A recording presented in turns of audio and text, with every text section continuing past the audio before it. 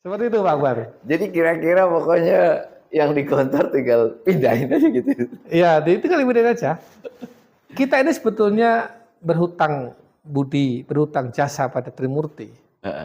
Karena sebagian besar pekerjaan kita sudah diselesaikan oleh beliau. Iya. Orang membuat lembaga pendidikan mestinya kan sibuk dengan satu, dengan sistem kelembagaan. Iya. Ya, bagaimana model kepemimpinannya, bagaimana model pengelolaannya, bagaimana gestur kepemimpinannya. Itu di situ saja. Kita udah selesai. Karena kita melihat apa yang udah diselesaikan oleh Trimurti itu, tinggal copy paste. Ya. Yang kedua, orang biasanya berpikir bagaimana kurikulumnya, apa yang mau diajarkan, bagaimana porsi umum dan agama dan seterusnya. Itu sudah selesai oleh Trimurti. Kita mikir apa lagi? Nggak mikir apa-apa, tinggal copy paste. Terus bagaimana sistem ekonominya, bagaimana membangun kemandirian ekonomi, kesejahteraan gurunya, kemudian dan lain sebagainya. Itu kan sebetulnya sudah selesai, dipikirkan oleh beliau-beliau. Kita tinggal membawa ke sini dengan sedikit penyesuaian sesuai dengan kebutuhan lingkungan. Jadi kita ini tidak terlalu tidak terlalu sulit membuat pesantren itu karena sebagian besar pekerjaan kita sebagai pendiri pesantren, pengasuh pesantren itu sudah diselesaikan oleh Trimurti. Modelnya sudah ada, tinggal menjalankannya. Iya, bahkan kegiatan apa dalam setahun udah ada. Di pondok ini kegiatan hariannya apa, mingguannya apa, semesterannya apa, tahunannya apa, seperti apa kegiatannya, orientasinya apa, falsafahnya apa, nilai-nilainya apa, core-nya apa, semua sudah ada.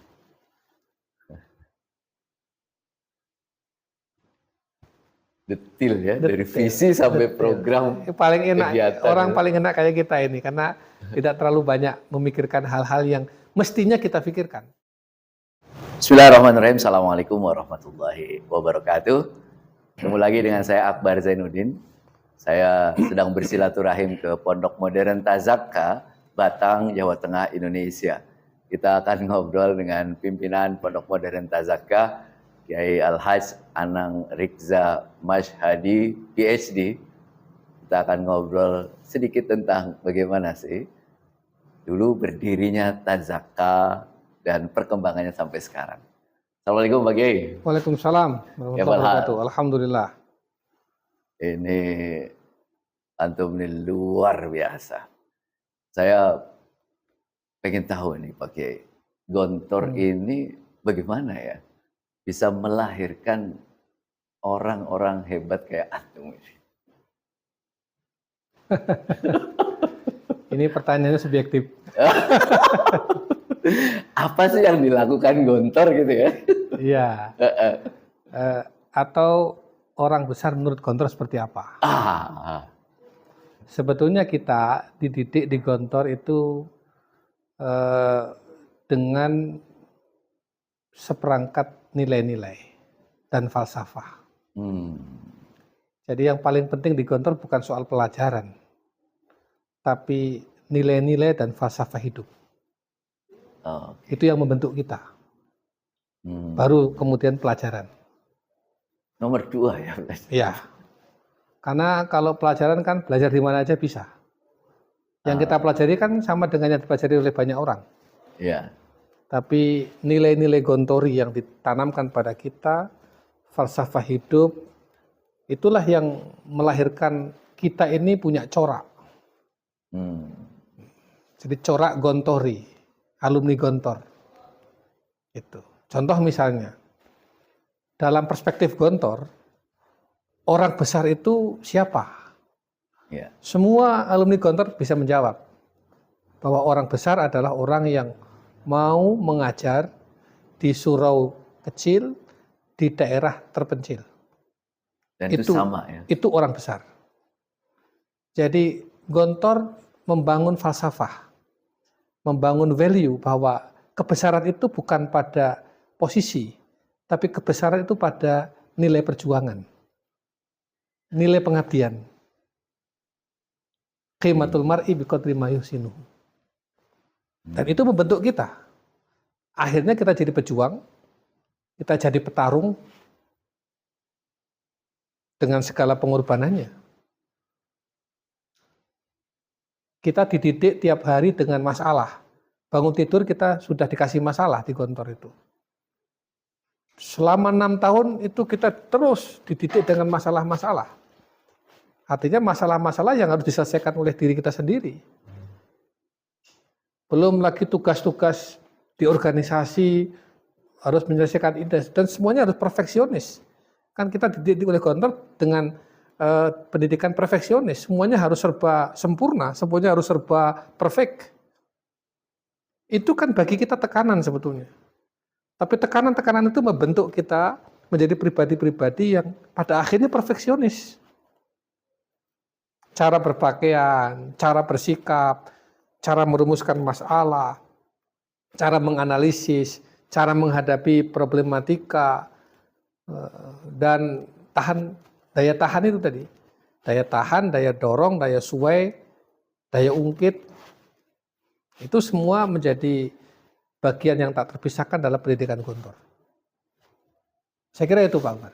Dan itu terjadi pada setiap profesi yang Iya, dijalani. pada akhirnya kan kita, apapun profesi kita, profesi itu kan turunan ya. Iya.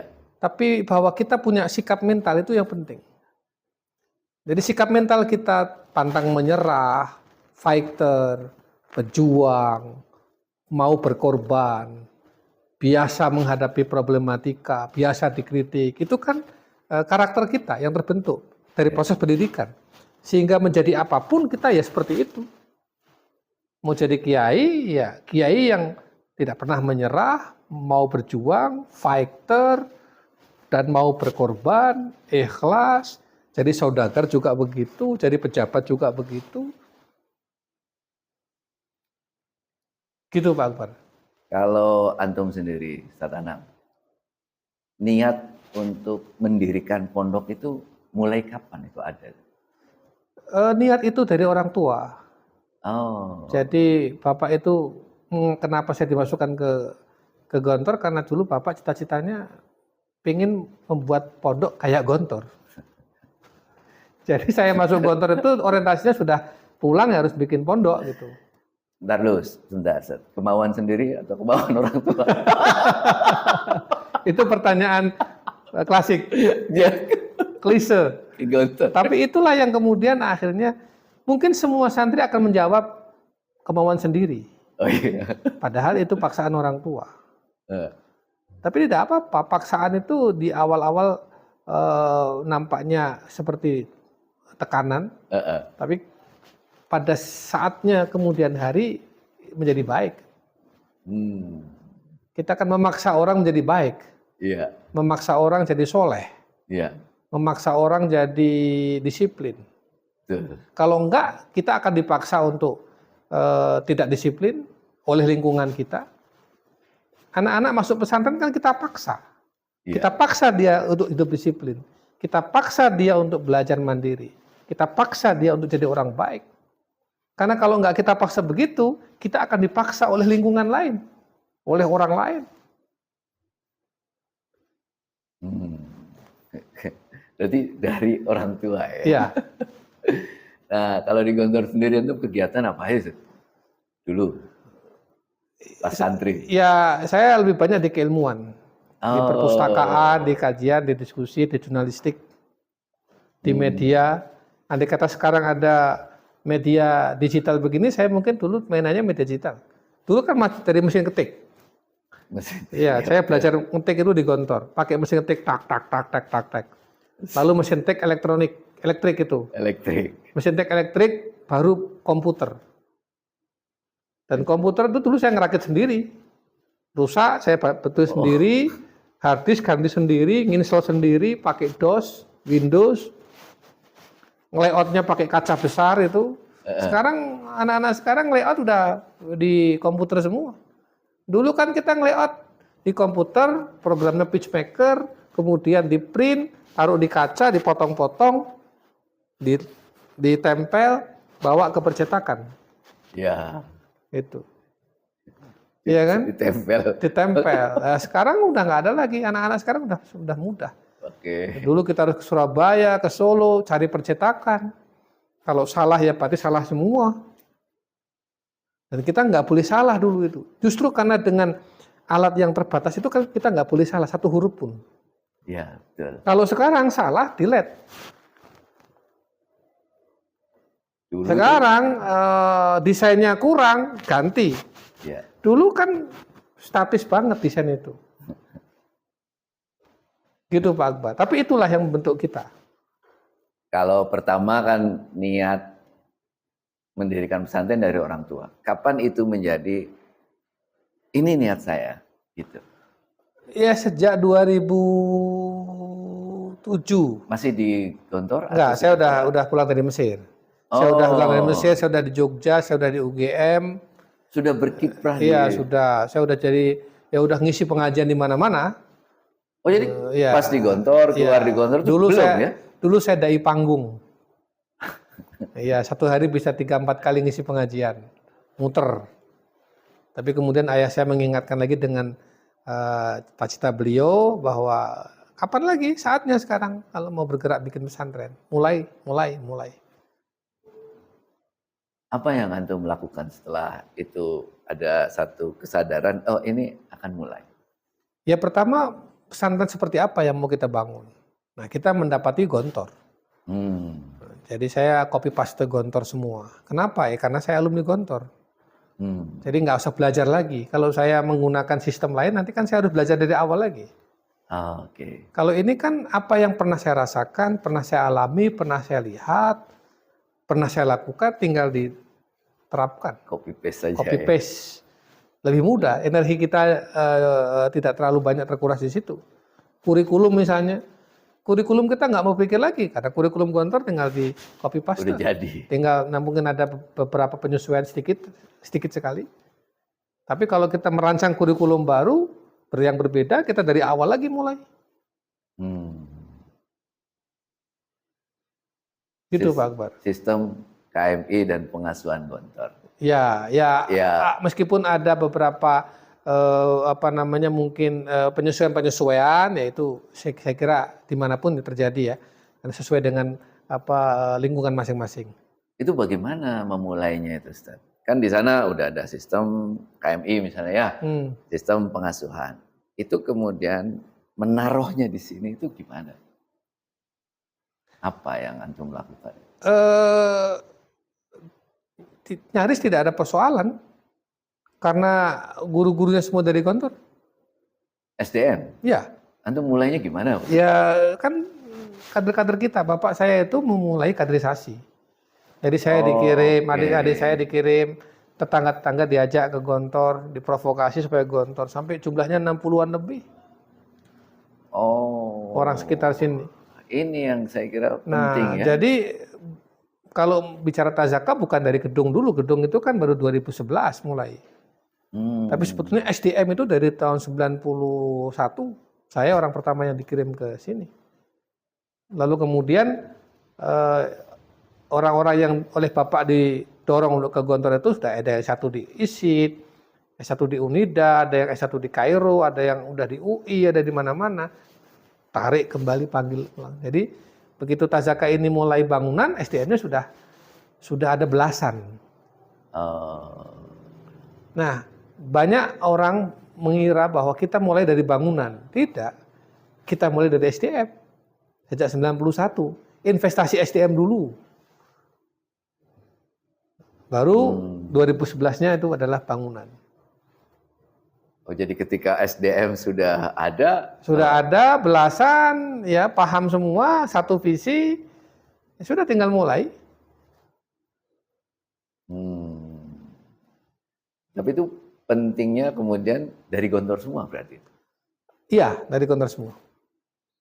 Oke, biar visinya terus kemudian mereka merasakannya yang sama ya? Ya, sebetulnya kan ini soal teknis ya, pilihan-pilihan aja. Iya. Jadi saya merasa bahwa kita mau jalan segera, cepat. Iya. Waktunya nggak banyak lagi kita. Jangan sampai kita konflik di dalam, lalu kita bertengkar di urusan-urusan yang tidak perlu, karena beda visi, maka selalu saya katakan, kita ini harus berdiri di tempat yang sama, melihat ke arah yang sama. Cita-cita kita harus sama, idealisme kita harus sama. Bahkan di pondok ini tidak boleh ada orang punya cita-cita pribadi, idealisme pribadi. Saya ini udah nggak boleh lagi punya cita-cita pribadi, idealisme pribadi. Kenapa? Cita-cita pondok menjadi cita-cita saya. Sehingga cita-cita saya jadi hilang. Saya akan memperjuangkan cita-cita pondok. Saya akan memperjuangkan idealisme pondok. Bukan lagi idealisme saya pribadi, bukan lagi cita-cita pribadi. Nanti semua orang akan memperjuangkan cita-cita pribadi. Benturan kepentingan lah. Iya, semua orang punya kepentingan pribadi. Oleh karena itu kader harus sudah selesai dengan domestiknya dan tidak boleh lagi punya cita-cita pribadi, idealisme pribadi. Kosongkan otaknya, ganti diinstal dengan install baru. Cita-cita pondok, idealisme pondok. Itulah yang menjadi idealismenya dia dan cita-cita dia. Bagaimana itu membangun budaya seperti itu? Sebetulnya di Gontor sudah ditanamkan. Soal keikhlasan, kesederhanaan, kemandirian, soal nilai-nilai kejuangan, soal komitmen. Sudah ada, kita itu dari install. Tinggal mengaktifkan file-file itu aja. Jadi kalau kita bicara keikhlasan pada kader-kader kita udah nggak lagi dari awal. Kalau kita bicara kesederhanaan pada mereka sudah nggak lagi dari awal. Kalau kita bicara kemandirian, kemandirian sistem, kemandirian lembaga, kemandirian pendidikannya, kemandirian SDM-nya, kemandirian ekonominya, itu nggak lagi menerangkan dari awal. Mereka sudah paham apa itu artinya. Kan kita khutbatul arah setiap tahun. Iya. Dan setiap tahun kita mendengar hal yang sama dari para kiai kita tentang itu. Yang itu dulu kita menganggapnya sebagai sesuatu biasa saja. Padahal itu dampaknya pada pikiran dan vision kita luar biasa. Kalau tadi antum bicara visi pondok, target pondok, kalau Tazaka sendiri apa ke depan? Maksudnya? Visi. Visi kita, iya inginnya menjadi lembaga pendidikan yang mengajarkan ilmu pengetahuan Islam, bahasa Al-Quran, dan sains teknologi, tapi tetap berjiwa pesantren. Dan kita ingin ke depan menjadi perguruan tinggi internasional yang berarti dan bermutu. Kan kira-kira itu. Itu cita-citanya semua alumni Gontor begitu. Dan itu kan kita udah hafal semua. Percis kayak Gontor juga. Iya. Kan supaya ada 1000 Gontor. Gontor cita-citanya pendidikan. Iya. Nah, ya, Gontor sudah ada, kita udah lihat hasilnya. Iya. Nah, kita ingin buat di daerah kita seperti itu. Nanti orang lain lagi buat lagi di daerahnya dia seperti itu terus. Kan ini bagian dari khidmah kita kepada bangsa. Iya. Bagian dari khidmah kita pada umat. Melalui pendidikan. Cita-cita itu lalu kemudian digelorakan lagi kepada seluruh. Iya, tinggal diomongkan terus. Kan cita-cita saya bagaimana caranya menjadi cita-citanya para kader. Iya. Kan gitu toh? Ya kan? Cita-cita kader itu bagaimana menjadi cita-citanya umat. Iya. Sehingga ini match ini. Antara saya, para guru, para kader, umat, pondok, ini satu cita-citanya. Kan begitu. Kalau enggak kita enggak akan mendapatkan kepercayaan dari umat. Umat melihat bahwa enggak sama dengan cita-cita masyarakat. Iya. Enggak sama dengan cita-cita umat. Kenapa pondok kita eksis, survive menjelang 100 tahun ini dan kepercayaan terus tumbuh? Iya. Karena umat merasa bahwa cita-cita mereka terwakili di situ. Sehingga kita dititipkan oleh orang tua kita di situ. Iya. Jadi cita-cita itu harus tergambar, sketsanya harus utuh. Tidak boleh mubham, tidak boleh abstrak. Jadi itu terus yang diomongkan kepada masyarakat. Kalau cita-cita kita nggak tersketsa dengan utuh, masyarakat akan melihat kita, apa sih maunya ini? Guru mafhum. Iya, karena kita tidak pernah bisa menggambar sketsa dengan utuh. Nah dulu Trimurti pada waktu itu bisa menggambar sketsa atau visi itu dalam sketsa. Gontor akan seperti ini, besok suatu hari kelak akan jadi perguruan tinggi Islam internasional yang berakhlak dan bermutu, menjadi tempat pendidikan keilmuan Islam, bahasa Al-Quran, sains dan teknologi. Itu kan tergambar. Iya.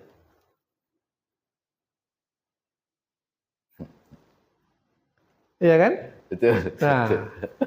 seperti itu Pak Akbar. Jadi kira-kira pokoknya yang di Gontor tinggal pindahin aja gitu. Iya, itu kali pindahin aja. Kita ini sebetulnya berhutang budi, berhutang jasa pada Trimurti. Karena sebagian besar pekerjaan kita sudah diselesaikan oleh beliau. Iya. Orang membuat lembaga pendidikan mestinya kan sibuk dengan satu, dengan sistem kelembagaan. Iya. Ya, bagaimana model kepemimpinannya, bagaimana model pengelolaannya, bagaimana gestur kepemimpinannya. Itu di situ saja. Kita udah selesai. Karena kita melihat apa yang udah diselesaikan oleh Trimurti itu, tinggal copy paste. Ya. Yang kedua, orang biasanya berpikir bagaimana kurikulumnya, apa yang mau diajarkan, bagaimana porsi umum dan agama, dan seterusnya. Itu sudah selesai oleh Trimurti. Kita mikir apa lagi? Nggak mikir apa-apa, tinggal copy paste. Terus bagaimana sistem ekonominya, bagaimana membangun kemandirian ekonomi, kesejahteraan gurunya, kemudian dan lain sebagainya. Itu kan sebetulnya sudah selesai, dipikirkan oleh beliau-beliau. Kita tinggal membawa ke sini dengan sedikit penyesuaian-penyesuaian sesuai dengan kebutuhan lingkungan. Jadi kita ini tidak terlalu tidak terlalu sulit membuat pesantren itu karena sebagian besar pekerjaan kita sebagai pendiri pesantren, pengasuh pesantren itu sudah diselesaikan oleh Trimurti. Modelnya sudah ada, tinggal menjalankannya. Ya, bahkan kegiatan apa dalam setahun udah ada.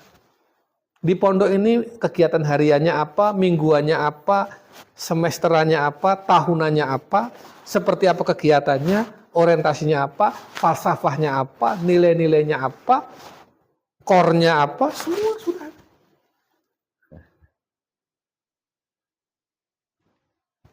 Detil ya, dari visi sampai program. Paling enak, kegiatan orang ya. paling enak kayak kita ini, karena tidak terlalu banyak memikirkan hal-hal yang mestinya kita pikirkan.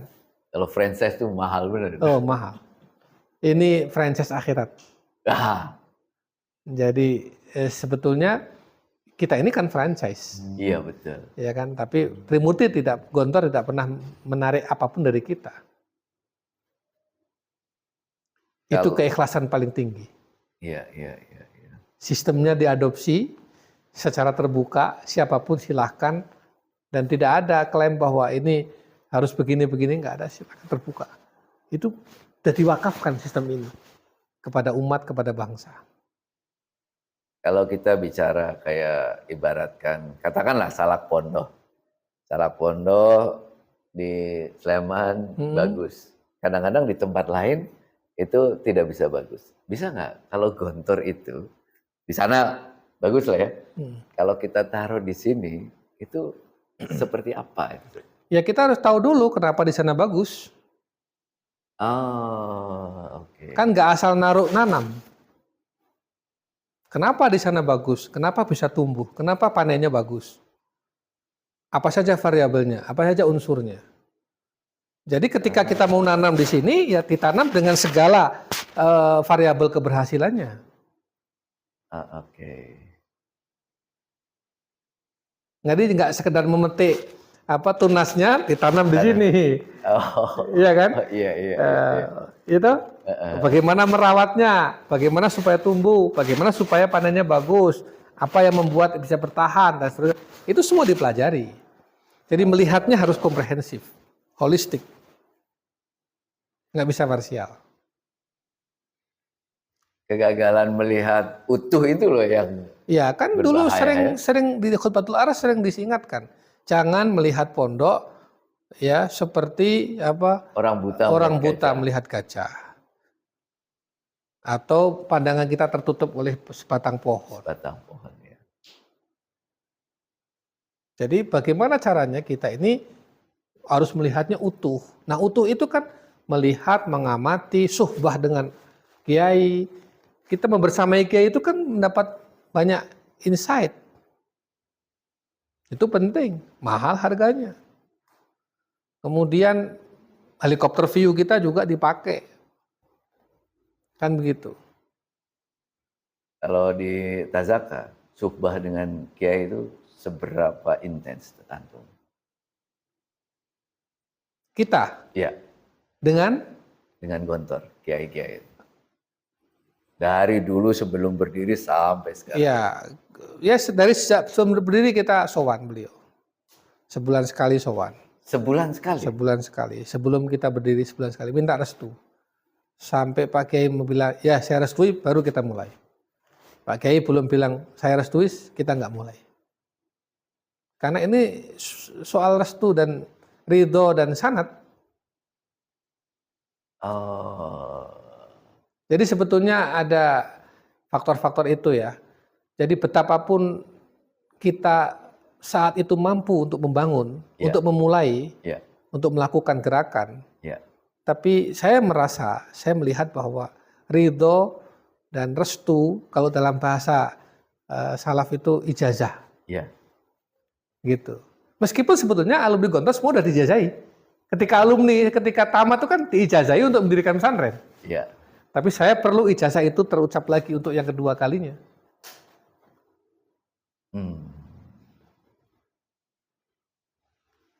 Itu Pak Akbar. Verbalnya saya restui gitu. Iya. Oh iya. Ya sudah, saya restui. Oh gitu. Kamu jadi kiainya. Gitu. Oh, jadi Ya, secara itu, verbal. verbal, mentuk. Itu saja udah cukup sudah. Berarti ya sudah, bismillah. Nyambung kita. Baru kemudian infrastruktur. Baru kemudian kita bergerak. Jadi saya kira walaupun tradisi kita, tradisi pesantren modern, itu menjadi satu hal yang Ya penting. sebetulnya kita ini sejak waktu kita itu khataman kelas 6 Iya. dan yudisium, Iya. itu sudah diijazahi secara umum. Bahwa alumni KMI sudah diberi mandat dan hak untuk mendirikan pesantren. Karena kan itu misi kita, misi Iya. Gontor itu. Iya. Ya kan? Ya udah selesai itu ijazah. Itu kayak ijazah am. Iya. Tapi tidak ada salahnya kalau masing-masing yang mau membuat pondok datang lagi ke kiai, mohon doa restu lagi. Doanya bertambah. Karena sanadnya jelas ya. Iya. Dulu pertama mulai berapa santri? 170. Pertama berdiri? Iya. Masya Allah. Bagaimana bisa mendapatkan kepercayaan? Enggak tahu juga. Enggak tahu juga. Saya pikir estimasi saya cuma 20, 30 gitu. Jujur kami hanya menyiapkan untuk 30-40 orang waktu itu. Itu sudah sangat senang kami. Tapi ternyata yang daftar 170. Lebih malah. Kita batasi 170. Jadi kalau ditanya apa, nggak tahu. Nggak tahu, wallahu a'lam. Ya itu rezeki yang kita terima. Jadi berapapun santri yang datang, itu sebenarnya rezeki. Allah sudah tentukan. Jadi persoalannya bukan, jadi menurut Allah baiknya segini ya segini, kita mampunya segitu. Allah kan udah ngukur kemampuan kita segitu. Jadi kalau kita dapatnya hanya beberapa gelintir ya sudah, berarti memang amanat itu yang kita laksanakan. Dapat agak banyak ya sudah, bismillah. Selama kita bisa mengembangnya ya bismillah. Berarti itu yang menjadi tanggung jawab kita. Penting itu ya? Penting. Perasaan itu. Penting. Kan kita nggak tahu santri yang mau datang itu seperti apa, siapa. Iya. Anak siapa, dari mana, latar belakangnya seperti apa, kita nggak tahu. Nah, itu doa kita, ya Allah. Ini mudah-mudahan yang dikirim ini yang kita mampu untuk mendidiknya. Itu doa yang selalu kita panjatkan pada Allah itu, ya Allah, mudah-mudahan yang akan kau kirim ke sini itu adalah anak-anak yang kita mampu mendidiknya. Ya. Itu keikhlasan betul itu. Iya, itu saya kira setiap kiai begitu. Kita nggak tahu Pak Par, besok akan dikasih santri berapa, dari mana saja santri kita, seperti apa santri kita, latar belakangnya apa, nggak ngerti kita. Itu wilayah yang kita nggak bisa analisis. Kita hanya bisa mohon pada Allah, berapapun yang kau akan kasih, siapapun mereka yang akan kau datangkan ke sini, datangkan orang yang kami mampu untuk mendidiknya. Sekarang berapa tahun berarti umurnya itu? 13. Berapa santrinya sekarang? Sekarang 910. 910 santri. Masya Allah, berkah betul. Dari 26 provinsi. 26 provinsi. Ya, luar negeri Malaysia. Luar negeri dari Malaysia. Malaysia. Ya. Dulu ada dari Afghanistan. Oh. 40 orang, tapi hanya short course selama 3 bulan. Di sini? Di sini. Belajar apa mereka? Perdamaian. Oh, perdamaian. Ya. Jadi mereka dulu programnya Pak JK waktu jadi Wapres.